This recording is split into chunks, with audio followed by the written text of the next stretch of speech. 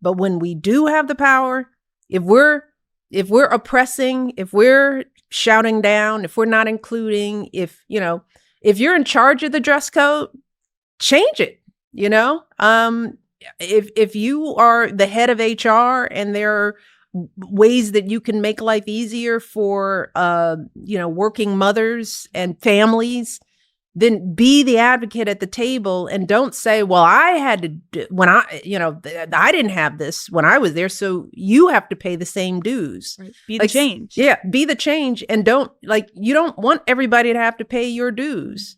If you know the dues were there, then open it up for the next generation. Make your seat the seat that makes it easier for others like you to be there.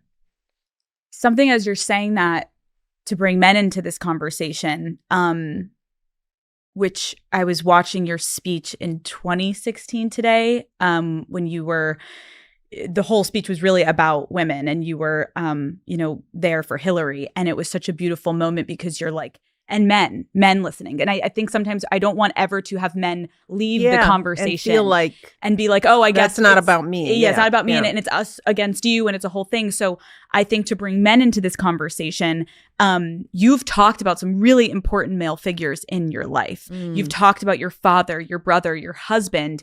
How do we bring men in and make them allies and partners to help solve these issues?